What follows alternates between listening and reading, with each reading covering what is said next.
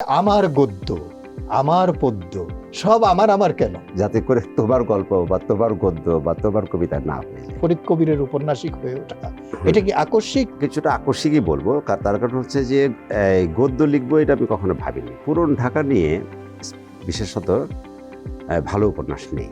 যেহেতু আমি জন্মেছি পুরান ঢাকার জিন্দা পাহাড়ে, বড় হয়েছি, বেড়ে উঠেছি সেখানেই। পুরান ঢাকা হচ্ছে ওখানে কারোর বিয়ে মানে হচ্ছে পুরা মহল্লার লোক বিয়েতে দাও। পদ্য, কবিতা, গদ্য এর ভেদাভেদটাকে আপনি কিভাবে দেখছেন? গদ্যের শৃঙ্খলা ভেঙে দেওয়া হচ্ছে কবির কাজ। অনেকে বলেছেন যে আমার গল্প পড়ে তারা কেঁদেছেন। আমি বলি আমাকে আসলে সকলেই প্রভাবিত করেন যারা আউট অফ দ্য বক্স ভাবেন। মুঠোর ভেতরে ছিল প্রাণ, শূন্যে উড়িয়ে দিয়েছে।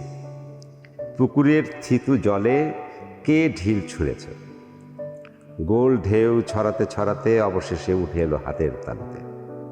মুঠো করতেই দেখি ছটফট করে চন্দ্র মাছ, মাছরাঙা পাখিটাকে নিয়ে গেল কিছু। মুঠোর ভেতরে পড়ে থাকে মৃত মাছ।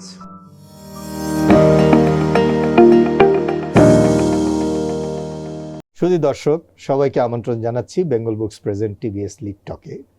আজকে আমরা একজন কবিরের সঙ্গে কথা বলবো, বা কবির সঙ্গে কথা বলবো। যদিও তিনি নিজের নামে একাধিক বই লিখেছেন, আমার গদ্য, আমার পদ্য, আমার গল্প, আমার আমার করে।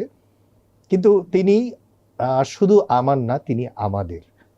পরিচয় করিয়ে দিচ্ছি ফরিদ কবিরের সঙ্গে। ফরিদ কবির, আপনাকে স্বাগতম আজকের অনুষ্ঠানে। ধন্যবাদ আমাকে আমন্ত্রণ জানানোর জন্য। অবশ্য পরিচয় করিয়ে দেওয়ার কিছু নাই, আপনাকে সবাই চেনে।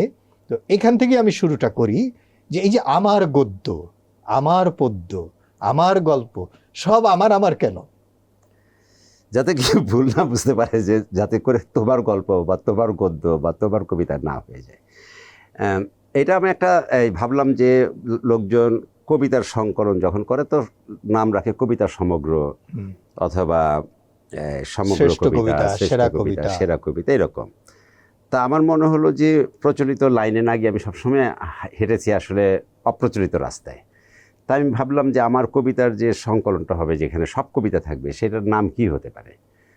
তো আমি ভাবলাম যে এটা যদি মুম রহমান হয় তাহলে সে নাম রাখবে মুম রহমান কবিতা সমগ্র, কিন্তু আমি নাম রাখলাম আমার কবিতা। আমার যেটা প্রবন্ধের সংকলন, সেটার নাম রাখলাম আমার গদ্য, আর আমার আত্মজীবনীর নাম রাখলাম আমার গল্প। তা আমার ধারণা যে এই তিনটি বই পড়লে আমার সব কিছু জানা হয়ে গেল। এই তিনটি বইয়ের মধ্যে আমি আছি, কারণ আমার যেসব বই, যে 5টি কবিতার বই বেরিয়েছে, সেই 5টি বইয়ের কবিতার বইয়ের আমি কোনোটারই আর সংস্করণ করিনি। আমি নিরুৎসাহিত ছিলাম। তো আমি ভেবেছি যে সবগুলি কবিতা যদি কেউ পড়তে চাইলে কী করবে, আলাদা আলাদা বই করার চাইতে আমার মনে হয় একটা সমগ্র করে ফেলে আমার কবিতার নামে সেটাই থাকুক। তো আমার কবিতার এখন 2য় সংস্করণ চলছে, সেটাই বিক্রি হচ্ছে এখন। আর আমার গল্প নামে আমার আত্মজীবনীটা আছে, আর আমার প্রবন্ধ যদি কেউ পড়তে চায় তা আমার প্রবন্ধ নামে সে পেয়ে যাবে। এই হচ্ছে বিষয়। কিন্তু মূলত আপনাকে আমরা ছোটবেলার থেকে, মানে আপনি তো আমাদের অনেক সিনিয়র লেখক, আমরা ছোটবেলার থেকে আপনার কবিতাই পড়েছি। তো ইদানিং খেয়াল করছি আপনি গদ্যকার হওয়ার একটা কি বলবো প্রয়াস নিয়েছেন, এবং সেটা সহজ প্রয়াস নয়, কারণ বেশ ঢাউস একটা উপন্যাস আপনি লিখেছেন, এবং উপন্যাসের নামটাও একটু জটিল, ঠিক আমাদের প্রচলিত ভাষার না। নীল মাখির চোখ, এর বাংলা অনুবাদ কি? নীল মাছের চোখ। নীল মাছির চোখ। চোখ, হ্যাঁ। তো হঠাৎ করে যে মাছির চোখ এই নিয়ে উপন্যাস এবং ফরিদ কবিরের উপন্যাসিক হয়ে ওঠা, এটা কি আকস্মিক না এটা দীর্ঘ পরিকল্পনা? না, দীর্ঘ পরিকল্পনা, কিছুটা আকস্মিকই বলবো। তার কারণ হচ্ছে যে গদ্য লিখবো এটা আমি কখনো ভাবিনি। প্রবন্ধের বাইরে আমি আর কোনো গদ্য লিখবো, মানে আমার প্ল্যান ছিল যে কবিতাই লিখবো এবং কবিতা বিষয়ক গদ্যই লিখবো, এটাই ছিল আমার সারা জীবনের ইচ্ছে। তো কোনো একদিন আমার জীবনের কিছু গল্প আমি শোনাচ্ছিলাম কবি বেলাল চৌধুরীকে। উনি আমার অফিসে এসেছিলেন ডাক্তার দেখাতে, কিন্তু ডাক্তার না থাকায় তিনি ওটিতে ঢুকে যাওয়ায় তিনি জানিয়েছিলেন যে 2 ঘন্টা পরে উনি বেরোবেন। তো 2 ঘন্টা বেলাল ভাই কোথায় যাবেন, আমার রুমে বসেছিলেন। তো এই গল্প সেই গল্প করতে করতে আমার জীবনের অনেক গল্প সেখানে তাকে বলার পরে উনি হঠাৎ আমাকে বললেন কি, ফরিদ, তুমি এই গল্পগুলি একটা আত্মজীবনীর মতো করে লিখে ফেলো, কারণ আমার মনে হচ্ছে তোমার লাইফটা খুবই কালারফুল। তো আমার লাইফ যে কালারফুল এটা আমি কখনো বুঝিনি। বেলাল ভাই আসলে প্রথমে আমাকে মনে করিয়ে দিলেন যে তোমার লাইফটা কালারফুল, এমনকি তোমার বাবার লাইফও কালারফুল। তুমি পুরোটা মিলিয়ে একটা আত্মজীবনী লিখে ফেলো। তো এটা উনি এই বীজ যখন আমার ভেতরে উনি বপন করে গেলেন, তারপরে আমি খুব একটা যে নোট ছিলাম তা না। তো কিন্তু বেলাল ভাই ছাড়ছিলেন না। বেলাল ভাই মাঝে মধ্যে আমাকে ফোন করতেন এবং বলতেন কি তুমি লিখতে শুরু করেছো? তো এক পর্যায়ে আমাকে বলতেই হলো যে শুরু করেছি, কিন্তু আসলে শুরু করিনি। তো শুরু করেছি বলার পর আবার ভাবলাম যাচ্ছে ঠিক আছে শুরু করি। তো এই হচ্ছে আমার গল্প লেখা। তো আমার গল্প বেরোনোর পরে এবার পড়লাম আবার বিপদে। তো কিছু দুষ্ট লোক চাইলো যে আমি যাতে কবিতা থেকে সরে যাই। তো ফলে তারা আমাকে উস্কাতে শুরু করলো যে আপনার গদ্য টদ্য অত খারাপ না, আপনি একটা উপন্যাস লিখে ফেলেন। তো এই উস্কানির চোটে আমার মনে হলো তাহলে বোধহয় একটা উপন্যাস লেখা যায়। তো 18-19 সালের দিকে আমার একটা মাথায় একটা গল্প এলো যে এটা একটা উপন্যাস হতে পারে। তো আমি এটা ভেবে দেখলাম যে পুরন ঢাকা নিয়ে বিশেষত ভালো উপন্যাস নেই। আখতারুজ্জামান ইলিয়াস এবং শহীদুল জহিরের জীবন ও রাজনৈতিক বাস্তবতায় পুরনো ঢাকার প্রসঙ্গ থাকলেও সেটা ঠিক পুরনো ঢাকা থেকে না, সেটা আউটসাইডার থেকে দেখা। আচ্ছা, কারণ দুজনই আউটসাইডার থেকে দেখেছেন। তা আমি মনে করেছি যে যেহেতু আমি জন্মেছি পুরান ঢাকার জিন্দা পাহাড়ে, বড় হয়েছি, বেড়ে উঠেছি সেখানেই, পুরান ঢাকার স্কুলে পড়েছি, পুরান ঢাকার কলেজে পড়েছি, হ্যাঁ, তো একটা বড় সময় মানে প্রায় 33 থেকে 34 বছর আমার কেটেছি পুরান ঢাকায়। তো যে কারণে আমার মনে হলো যে পুরান ঢাকার এই ঢাকার হৃৎপিণ্ডে থাকা সত্ত্বেও এই লোকগুলি কিন্তু আসলে প্রান্তিক জনগোষ্ঠীর মতোই। এই যে এই সমাজের যে আমাদের যে ক্ষমতা কেন্দ্রিক রাজনীতি, আমাদের যে সাংস্কৃতিক পরিমণ্ডল, এর সঙ্গে কিন্তু এই পুরান ঢাকার লোকদের কোনো সম্পর্ক নেই। যে কারণে আমার মনে হয়েছে যে পুরান ঢাকার যে জীবন এইটা মানুষ জানেই না, এবং বাড়ির কাছে বলে, ঘরের কাছে বলে তারা এর খোঁজও নেয় না। আমাদের দেশে প্রান্তিক জনগোষ্ঠী নিয়ে প্রচুর গল্প উপন্যাস লেখা হয়েছে। হরিশঙ্কর জলদাস লিখেছেন, আমাদের এই যে কি বলে হাসান আজিজুল হক লিখেছেন, আরও অনেকেই লিখেছেন, মঞ্জু সরকাররা লিখেছেন। তারা প্রান্তিক জনগোষ্ঠী নিয়ে লিখেছেন, গ্রামীণ জনপদ নিয়ে লিখেছেন। কিন্তু শহরের ভেতরে থেকে একটা জনগোষ্ঠী প্রায় উপেক্ষিত, আমাদের সাহিত্যিকদের নজরই পড়ে নাই। কাছেই আছে কিন্তু তারা নজর থেকে বাইরে আছে। ফলে আমার মনে হলো যে এদের জীবন নিয়ে লিখতে পারি আমি। সেখান থেকে আসলে উপন্যাস লেখা। এই যে পুরান ঢাকা বারবার বলছি, আজকে 2025-এ এসে, কিন্তু আপনি পুরান ঢাকায় জন্মেছেন সম্ভবত 60-69 সালে, মানে তার মানে আরো 70 বছর আগেও পুরান ঢাকাই ছিল, এখনো পুরান ঢাকাই। এই পুরান ঢাকাটা কি? আচ্ছা, পুরান ঢাকাটা কিন্তু আমি বলি 70 বছর ধরে তো পুরান ঢাকাই, নামটা পুরান ঢাকাই থাকছে, কিন্তু আসলে পুরান ঢাকার লোকজন বদলে গেছে। তাদের ঐতিহ্য, তাদের কৃষ্টি, তাদের সংস্কার, তাদের সংস্কৃতি এগুলো পাল্টে গেছে। কারণ সেগুলো নানা কারণেই পাল্টে গেছে। ধরা যাক যে আমরা পুরান ঢাকার যে ডায়ালেক্ট আমরা জানি, ঢাকাইয়াদের যে ডায়ালেক্ট আছে বা কুট্টিদের যে ডায়ালেক্ট আছে, সেটা কিন্তু এখন আর নাই, অনেক বদলে গেছে। খুব সামান্য কিছু লোক পাওয়া যাবে যারা আগের ভাষায় কথা বলছে। তো এমনকি আগে ওরা যেসব স্ল্যাং দিত, সেটা নানা কারণে সেসব স্ল্যাংও অনেক উঠে গেছে। অর্থাৎ ভাষাগত বদল ঘটেছে এবং সাংস্কৃতিক বদলও ঘটেছে। ওরা খাবার দাবারে ওদের বদল এসছে, তাদের অন্যান্য আচার অনুষ্ঠানে অনেক বদল এসছে। আগে ধরা যাক একটা বিয়ে বাড়ি 7 দিন ধরে চলতো পুরান ঢাকায়, 7 দিন ধরে লোকজন আনাগোনা চলতো। তো সেইখানে নানা ধরনের অনুষ্ঠান হতো, এবং এমনকি সমস্ত অনুষ্ঠান হতো বাড়িতে বা পাশের মাঠে। তো এমনকি দেখা যেত আশেপাশের যে বাড়িঘরে আত্মীয় স্বজন যারা আসতো সেসব এখনকার মতো তো তখন আর এই যে কমিউনিটি সেন্টারে বিয়ে হতো না, বিয়ে হতো বাড়িতে। 7 দিন ধরে মাইক বাজতো, মাইকে গান বাজতো, ঠিক আছে, মাইক ভাড়া করা হতো, বরযাত্রার সময় ব্যান্ড পার্টি থাকতো। তো ফলে ওইটার যে বোম, এমনকি পটকা ফোটানো হতো, বরযাত্রা যখন যেত পটকা ফোটাতে যেত। তো এইগুলি ছিল এক সময়। তো এখন এগুলি অনেক বদলে গেছে। এখন পটকা ফোটাফুটি নেই, হলুদ নিয়ে বা রং ছোড়াছুরি নেই, এই কমিউনিটি সেন্টারে বিয়ে হচ্ছে, ফলে একদিনের বিয়ে একদিনেই শেষ হয়ে যাচ্ছে।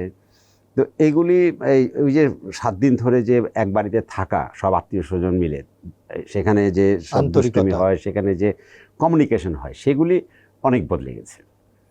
এমনকি পুরান ঢাকায় যেটা ছিল যে একজন যে কোনো ছেলেকে যে কোনো লোকজন চিনত, মানে পুরান ঢাকায় কিন্তু এই যে এরকম যে জিন্দাবাড়ের যে থাকে হুম, ওকে কেউ চেনে না, ওই জিন্দাবাড় এলাকার পুরো মহল্লার লোকজন চেনে না, এটা কিন্তু হয় না। হুম, আমাদের যেমন আমি যে অ্যাপার্টমেন্টে থাকি সেখানে 16টা হচ্ছে পরিবার। 16তলা অ্যাপার্টমেন্ট, সেখানে 464টা ফ্ল্যাট। সেই 64 বাকি সবাই 63 সবাইকে চেনে। না বাকি 63 জনের সঙ্গে আবার কোনো পরিচয় নেই। মানে আমি বলছি একটা এর মধ্যে আমার পরিচয় নেই, কেউ কারোর বাড়িতে যাতায়াত নেই। কিন্তু পুরান ঢাকা হচ্ছে ওই বাড়ি, ওখানে কারোর বিয়ে মানে হচ্ছে পুরা মহল্লার লোক বিয়েতে দাওয়াত হবে, বিশাল ওইটা। তো ফলে ওইখানে এই যে সম্পর্ক, মানবিক সম্পর্ক বলি, সামাজিক সম্পর্ক বলি, সেখানকার ব্যাপারটা আলাদা। এইটা ঠিক নতুন ঢাকায় বসে কারোর পক্ষে বোঝাই সম্ভব না। আচ্ছা, কবি ফরিদ কবিরের কাছে একটু ফিরে যাই। সেটা হলো সম্ভবত শক্তিরই একটা কবিতার বইয়ের নাম এরকম আছে, গদ্যের গহীন অরণ্যে হারিয়ে যাওয়া আমি এক পোস্টম্যান। তো এই যে গদ্যের অরণ্যে পদ্যকার, শক্তি তো নিজেকে পদ্যকার পদ্যকার বলতেন। আপনিও আপনার বইয়ের নাম রেখেছেন আমার পদ্য, না আমার কবিতা, আমার কবিতা।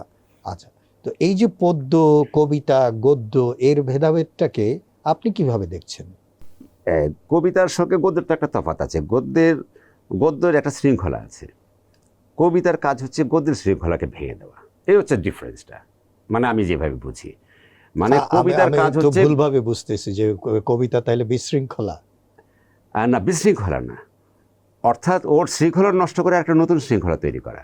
আচ্ছা, যেমন আমি বলি যে খাঁচার ভিতর অচিন পাখি কেমনে আসে যায়, অচিন বলে কোনো শব্দই নেই, অচিন পাখি বলে কিছু নেই, তাই তো?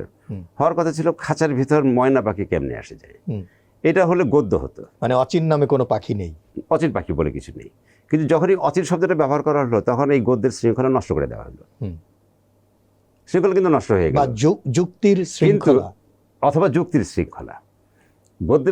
গদ্য হচ্ছে যুক্তির ভেতর দিয়ে চলে, আর কবিতা হচ্ছে যেটা যুক্তির বদলে যেটা নতুন কোনো একটা শৃঙ্খলা তৈরি করে। আমি ঠিক যুক্তির শৃঙ্খলা বলি না, আমি বলি গদ্যের শৃঙ্খলা। ফলে গদ্যের শৃঙ্খলা ভেঙে দেওয়া হচ্ছে কবির কাজ। যে আমি বলবো যে একটি বাড়ির দিকে হেঁটে গেল আরেকটি বাড়ি, ঠিক আছে? তো এই যে একটি বাড়ির দিকে আরেকটি বাড়ি আসলে যায় না, এটা যুক্তি বলে না। কেউ যখন গদ্য লিখবে এটা লিখবে না, এই লাইন লিখবে না। এই যে গদ্যের সঙ্গে এই হচ্ছে কবিতার তফাৎ, এই হচ্ছে আমার ধারণা। আচ্ছা, অনেকক্ষণ ধরে গদ্য পদ্যর কথা হলো। আপনার একটা কবিতা আমাকে পড়ার অনুমতি দিলে আমি দর্শকদের পড়ে শোনাতাম। নিশ্চয়ই। এটা আমার খুব পছন্দের একটা বই, ওরে ঘুম ওরে গাংচিল। তো আমরা যখন নেহাতি বালক তখন পড়েছি, তখন হয়তো একরকম বুঝেছি, এখন হয়তো আরেক রকম বুঝি, বা হয়তো বুঝিই না, কিন্তু ভালো লাগে। এক পা রেখেছ বুকে, আরেক পা হাতের তালুতে, আস্তে চাপ দাও, ফিস ফিস বলল সমুদ্র হিম কণ্ঠে, তুমি কে? কে তুমি? দুপায়ে জড়িয়ে আছে শঙ্খচূড়, তার নীল জীব বুক হাত খোঁজে, এক পা রেখেছ বুকে, হাতের তালুতে আরেক পা, উত্তরে দক্ষিণে শো শো শব্দ, লোকে ভাবে এই বুঝি ঝড় এসে বাগানে দাঁড়ালো। ঝড় নাকি তুমি পলক ফেলেছ? রক্তশূন্য গাছ এই ভয়ে শুয়ে পড়ে সড়ক দ্বীপে, এক পা রেখেছ বুকে, আরেক পা হাতের তালুতে। এই যে চোখের পলক ফেলাকে ঝড় বলা, এবং এই যে ফরিদ কবির একটু আগে কথার শুরুতেই আপনি বলার চেষ্টা করেছেন যে আমি প্রচলিত পথে হাঁটি না, যেটা আমরা রবার্ট ফ্রস্টের কবিতায় পাই, রোড নট টেকেন, একজন অন্য আরেকটা রাস্তা, যে রাস্তাটায় কেউ যায় না, ব্যবহার করা। এই প্রবণতাটা আপনার কখন থেকে, কবে থেকে, কিভাবে? এটা বোধহয় এই যে আমাদের সময়ের এটা বোধহয় রীতি ছিল। কারণ একটা হচ্ছে যে আমি তো পুরান ঢাকায় জন্মেছি, এবং সেখানে প্রথম ছিল যে পুরান ঢাকার অনেক রীতি রেওয়াজের মধ্যে আমাদেরকে থাকতে হতো।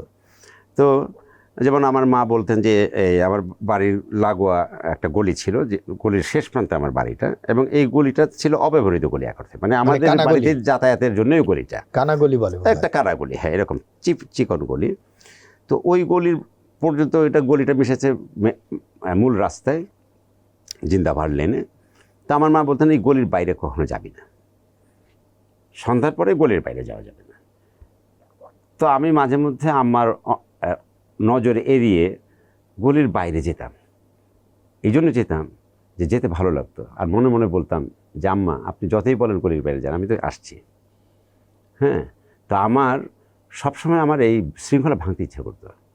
এই শৃঙ্খলা ভাঙারই একটা বোধ হয় যে আমার এক সময় বই পড়ার দিকে আমার ঝোঁক বাড়লো, কিংবা বই পড়তে এক সময় মনে হলো যে আমিও কিছু লিখতে পারি, এবং লিখতে এসেও মনে হলো যে তাহলে আমার কাজ কি তাহলে।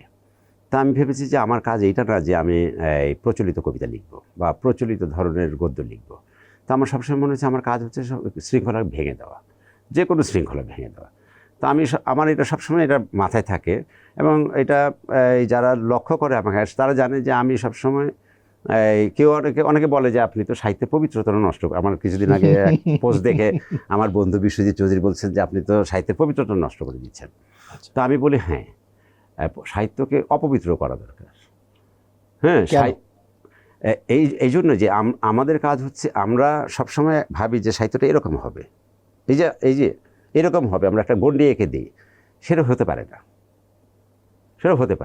আউট অফ দ্য বক্স আপনাকে ভাবতে হবে। একজন কবির কাজ হচ্ছে আউট অফ দ্য বক্সে যাওয়া, মানে প্রচলিত যে কনভেনশনের যে ধ্যান ধারণা সেটা ভেঙে দিয়ে নতুন একটা রাস্তা দেখানো। হ্যাঁ, কারণ পবিত্রতার মাধ্যমে আপনি যে সব কিছু পবিত্র করতে পারবেন তা না, অপবিত্রতার মাধ্যমে পবিত্রতার দিকে যাওয়া যায়। হ্যাঁ, সেটা জানতে হবে। অশুভের দিকে যাত্রা করে আপনি আসলে দেখাবেন শুভকে, কিন্তু শুভকে দেখিয়ে আপনি যে শুভকে আনবেন তা না। ফলে মানুষকে আপনার খারাপ দিকটাও দেখাতে হবে, আপনার এই কথা থেকে দেখাতে হবে। দুঃখিত, আপনার কথার মাঝখানে কথা বলে ফেলেছি। আপনার এই কথা থেকে আমার খুব জাজেনের কথা মনে হচ্ছে। নিশ্চয়ই আমি জানি আপনি একজন খুব উঁচু দরের পাঠকও। যেমন আমার খুব প্রিয় লেখক পিটার বেক্সেলকে নিয়ে আপনি কবিতা লিখেছেন, একদম আমরা যখন শৈশবে তখন আপনি লিখেছেন। বা জেনে এরকম বলতেন যে সন্তত্ব প্রাপ্তির দুটো পথ আছে, একটা শুভ পথ আর একটা অশুভ পথ। তো এই যে জেনের কথা বললাম, পিটার বেক্সেলের কথা, আমি যদি প্রায় একই রকম কথা বদলেরও বলেছেন। তার একটা লাভ ফ্লোর দুমালের যে উনি একটা ভূমিকা লিখেছিলেন, ওই ভূমিকাটা অনেকে পড়ে নাই। তার কারণ হচ্ছে লাভ ফ্লোর দুমাল অনেকের কাছে ওই বই ছিলই না। ওই গদ্যটি আমি অনুবাদ করেছিলাম, তার এই ভূমিকাটা। সেটার নাম ছিল এ ড্রাফট অফ এ প্রিফেস, একটি ভূমিকার খসড়া। তো সেখানে উনি বলেছিলেন যে এই অশুভ ভেতর দিয়েও আসলে শুভর দিকে যাওয়া যায়। হ্যাঁ, এবং উনি ওইটাই করতে চেয়েছিলেন। তা আমার মাথায় ছিল যখন আমি মিড 80s আমি যখন এই বই পড়ি, এবং তারপরে আমি খুবই আগ্রহী হয়েছিলাম ওইটা অনুবাদ করতে, এবং সেটা অনুবাদও করেছিলাম, এটা আমার গদ্যে আছে। তো অশুভের দিকে যাওয়া ভেতর দিয়েও কিন্তু শুভর দিকে যাওয়া যায়। এমনকি আমরা বলি যে অনেকে আমাকে বলে যে আপনি সিরিয়াস সাহিত্য করেন, কিন্তু আপনি অনেক সময় ফান করেন। তাই আমি বলি কি, ফানটা করি, জীবন হচ্ছে একবারের জন্য, এই জীবন উপভোগেরও। আমি বলতে চাই যে নীল মাখির চোখ নিয়ে আমি ফান করি, কিন্তু যখন তারা পড়বে তখন তারা জানবে যে এটা কী। আমার গল্পের ক্ষেত্রেও আমি দেখেছি যে আমাকে অনেকে বলেছেন যে আমার গল্প পড়ে তারা কেঁদেছেন। তারা অনেকে বলেছেন যে তারা অশ্রু সংবরণ করতে পারেননি। এর কারণ হচ্ছে যে সেইটা একটা বেদনার গল্প বলেছি আমি। হ্যাঁ, কিন্তু আমি নিজে যেহেতু বেদনার ভেতরে থাকি, ফলে আমার কাজ হচ্ছে মানুষের কাছে হাসি মুখে থাকা এবং বেদনাটা ভেতরে রাখা। হ্যাঁ, সারফেসে হাসিটা থাকা, বেদনাকে হাসি দিয়ে ঢেকে রাখা। আচ্ছা, আমি একটু যেটা বলতে চেয়েছিলাম যে আপনার লেখালেখিতে এই যে জেনে বলেন, বোদলেয়ার বলেন, বিক্সেল বলেন, আপনার কবিতায় এবং গদ্যে কে কে আপনাকে তীব্রভাবে প্রভাবিত করলো? বা আমি বলি, আমাকে আসলে সকলেই প্রভাবিত করেন যারা আউট অফ দ্য বক্স ভাবেন। আমি সবসময় দেখি যে সেটা চিত্রকলায় হোক, সেটা চলচ্চিত্রে হোক, সেটা মানে নাটকে হোক, কিংবা সেটা কবিতায় বা সাহিত্যে হোক, যেসব কবি, ইভেন আমার সময়ের যারা কবি, আমার পরে যারা এসেছেন, তারাও প্রত্যেকেরই প্রভাব আমার মধ্যে আছে। হ্যাঁ, কারণ আমি বলি না যে আমার কারোর প্রভাব নেই, প্রত্যেকের কিছু না কিছু প্রভাব, মানে প্রত্যেকেই আমার মধ্যে কিছু না কিছু যুক্ত করেন, এবং সেটা মানুষ হয়ে ওঠার ক্ষেত্রেও কিন্তু যে আমি মানুষের পজিটিভ জিনিসগুলো নেই, নেগেটিভটা নেই না, কারণ আমি মনে করি মানুষের নেগেটিভ এবং পজিটিভ থাকবে। এখন মানুষের কাজ হচ্ছে নেগেটিভ থেকে পজিটিভের দিকে যাত্রা করা, অর্থাৎ নেগেটিভগুলোকে সে আস্তে আস্তে ছেড়ে ছেড়ে পজিটিভের দিকে যাবে। তো এই যে মানুষের জীবনের যে পরিশুদ্ধতা, শুদ্ধ হয়ে ওঠা, এটা কিন্তু ঘটে আস্তে আস্তে, একবারে ঘটে না। একটা সময় মানুষ কোনো অভ্যাস ছাড়তে পারে না, কিন্তু একটা বয়স আসে যখন সে তার খারাপ অভ্যাসগুলো ছাড়তে চায়, বেড়ে যেতে চায়। মানে সেটা এমন কিছু সিগারেটের অভ্যাস হোক, সেটাও ছাড়তে চায়। এমনকি কারোর ধরা যাক কেউ একসময় বই চুরি করতো, কিংবা তার যে কোনো কাছে কোনো জায়গায় একটা ভালো জিনিস থাকলে সেটা পকেটে দিত, একসময় সে ভাবে যে না, এটা আমার করা উচিত হবে না, তারপর এটা ছেড়ে দেয়। তো এরকম করে মানুষ কিন্তু আসলে একদিকে একসময় সে মানুষ মানে সত্যিকার মানুষ হয়ে উঠতে চায়, শুরুতে যতই তার খারাপ দিক থাকুক না কেন। হ্যাঁ, তো আমি মনে করি যে যে কোনো ভালো কিছু, যে কোনো ভালো কিছু আমি মানুষের কাছ থেকে নিই, মানে মানুষের এনার্জি। নির্মাণ ও ভাঙন মিলেই তো হ্যাঁ সৃষ্টিকর্মটা হয়। একদম। অনুবাদ প্রসঙ্গে ফরিদ কবির একটা খুব গুরুত্বপূর্ণ বই অনুবাদ করেছেন, যেটার জন্য আমরা খুব কৃতজ্ঞ থাকবো, অ্যান্থনি ম্যাসকারেনাস। এইটা নিয়ে একটু যদি এই সময় আমার মনে হয় এই বইটা নিয়ে কথা বলা দরকার। 85 সালে এই বইটি, না সরি 86 সালে এই বইটি আমার হাতে আসে। তো তখন এই বইটি পড়ার পরে, যেহেতু ওইখানে শেখ মুজিবুর রহমান এবং জিয়াউর রহমানের হত্যাকাণ্ডের ব্যাপারটি আছে, এবং সেইটা উনি নানা রকমের ম্যাসকারেনাস তিনি তার ভূমিকায় বলেছেন যে তিনি বহু লোককে ইন্টারভিউ করেছেন পার্সোনালি, যারা এই সব কাজের সঙ্গে যুক্ত ছিলেন। তো তার ফলে ওইখানে যে ঘটনার যে বর্ণনাটা এসছে, সেটা এতই জীবন্তভাবে এসছে যে এইটা আমি মনে করেছিলাম যে ইংরেজি ভাষায় সবাই হয়তো পড়তে পারবে না। এই কারণে আমি এই বইটি অনুবাদ করি, এবং 87 সালে 87-এ এই বইটি বেরোয়। এবং তখন কিন্তু এই বইটি প্রায় 25,000 কপি বিক্রি হয়েছিল। হ্যাঁ, এবং আমরাও কিনেছিলাম। বিপুল বিক্রি হয়েছিল। এখন কি এই বইটি পাওয়া যায়? হ্যাঁ, এখন এরপরে দীর্ঘদিন 90-এর পর থেকে এর কোনো কপি আমার কাছে ছিল না। আচ্ছা, কোনো কপি না থাকায়, আর ওইদিকে যে প্রকাশনার সংস্থা ছিল সেটা ছিল বন্ধু প্রকাশনী থেকে বন্ধ হয়ে গেছে। তো বন্ধু প্রকাশনী বন্ধ করে ওই দুইজন মানে দুটো প্রকাশনী আলাদা হয়ে গেল। একটা হচ্ছে কাকলি প্রকাশনী, আর একটা হচ্ছে অনুপম প্রকাশনী। তো ওরা দুভাগ হয়ে গেল। তো অনুপম প্রকাশনীর কাছেও এই বই ছিল না, কাকলির কাছেও এই বই ছিল না, আমার কাছেও কোনো কপি ছিল না। ফলে দীর্ঘদিন এই বইটি বাজারে ছিল না। তো বছর কয়েক আগে এটা আমি একটা কপি সংগ্রহ করি, এবং সেটার আরেকটি সংস্করণ বেরিয়েছে। কারা করেছে? সেটা হাওলাদার প্রকাশনী। আচ্ছা, সেখানে বইটি আছে। ফরিদ ভাই, আপনার সঙ্গে কথা বলতে তো ভালো লাগছিল, কিন্তু কথার চেয়ে কবিতা তো গুরুত্বপূর্ণ ফরিদ কবিরের কাছে। একটা কবিতা শুনি আপনার। কি কবিতা শোনাবো? এটা আমার দ্বিতীয় বই, দ্বিতীয় বইয়ের কবিতাই বলি। প্রথম কবিতাটা পড়ি, সেটা হচ্ছে প্রশ্ন। মুঠোর ভেতরে ছিল প্রাণ, শূন্যে উড়িয়ে দিয়েছে। পুকুরের থিতু জলে কে ঢিল ছুঁড়েছে। গোল ঢেউ ছড়াতে ছড়াতে অবশেষে উঠে এলো হাতের তালুতে। মুঠো করতেই দেখি ছটফট করে চন্দ্র মাছ। মাছরাঙা পাখিটাকে নিয়ে গেল কিছু। মুঠোর ভেতরে পড়ে থাকে মৃত মাছ। গনগনে অগ্নি জিভ থেকে চেটে নিল তোর বুক। রাস্তায় খুঁড়ে ঢল দেখে ওরে গাংচিল, আর তার ছায়া এই হাতে। হাতে তালুতে সেই ছায়া নড়ে উঠলেই বুঝি জীবন দুলছে। ছায়ারও কি প্রাণ থাকে? কুকুর ঘুমিয়ে পড়লেও তার ছায়া নিশ্চুপ থাকে না, ঘোরে মাংসের দোকানে। দৃষ্টি তার গড়াতে গড়াতে চুবু খায় মাংসের শরীরে। মুঠোয় দুলছে ঢেউ, মৃত মাছ, টলমলের ছায়া। তুমি কাকে প্রাণ বলে শনাক্ত করেছ? বাহ, এটা বোধহয় ওরে ঘুম ওরে গাংচিল গ্রন্থ থেকে পড়লেন। ফরিদ কবিরের সঙ্গে কথা বলতে আমাদের খুবই ভালো লাগছিল, কিন্তু আমাদের তো একটা সময়ের ফ্রেমে বন্দি থাকতেই হয়। আর আপনার সঙ্গে তো আড্ডা দিতে গেলে সময়ের খেয়াল থাকে না, আপনি ভীষণ রকমের। এবং আমার মনে আছে একটা জিনিস আমি বিভিন্ন সময় বলি, একটা আড্ডায় আপনি বলছিলেন আপনার কবিতা নির্মাণের কথা, কবিতা হয়ে ওঠা, যে আপনি মানে নিজে থেকে সবসময় কবিতা লেখেন এরকম নয়, কবিতা আপনার কাছে এক অর্থে নাজিল হয়, নাজিল হয়, হ্যাঁ, তারপর মানে আপনি কবিতা সেটাকে কোনো একটা লাইন আসলে ওইটা মাথায় প্রথমে লেখা হতে থাকে, তারপরে আমি লিখতে বসি। হ্যাঁ, এবং বেশ আপনার নির্মাণ প্রক্রিয়াটা বেশ হ্যাঁ, দীর্ঘ, আরেকটা হচ্ছে আমি কখনো কবিতা কাটাকুটি করি না। এবং আপনি খুব কম কবিতাও ভার্জিন। লেখেন। ভার্জিন। হ্যাঁ, ভার্জিন মানে আমি কোনো কবিতা যেভাবে রচিত হয়, এমন অনেক সময় আছে আমার অনেক কবিতা অনেক লাইন পাওয়া যাবে যেটা আরেকটা কবিতা পাওয়া যাবে, তো যখন ওটা ঢুকে যায় আমি ওইটা বাদ দিই না। আমি ভাবি যে ওই কবিতার ওই প্যারাডাইমের ভেতরে, ওই ঘোরের ভেতরে ওই লাইনটা যখন এখানে ঢুকে গেছে, তো এই লাইনটা ও ঢুকতে চায়, ফলে আমি এগুলো রেখে দিই। তো ফলে এরকম হয় যে আমার এই কবিতার লাইন, ওই কবিতা, ওই কবিতার লাইন, এই কবিতা আছে, হ্যাঁ, তো সেগুলি থাকে, আমি কখনো কাটাকুটি করি না, আমি এক নাগারে লিখে যাই এবং ওইটাই থাকে, নাজিল হওয়া কবিতা। নাজিল হওয়া কবিতা।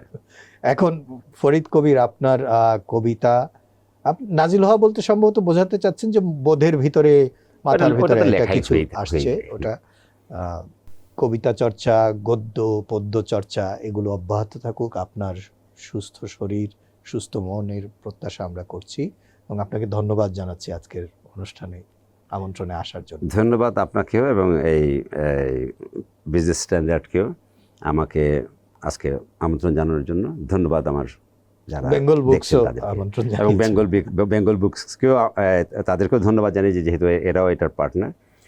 বেঙ্গল বুকসের সঙ্গে যারা জড়িত, এই টিমের এদের কাজও আমি দেখেছি, তাদের কাজ খুবই ভালো। ধন্যবাদ সবাইকে। সুপ্রিয় দর্শক, কথা বলছিলাম কবি, গদ্যকার, প্রাবন্ধিক, অনুবাদক ফরিদ কবিরের সঙ্গে।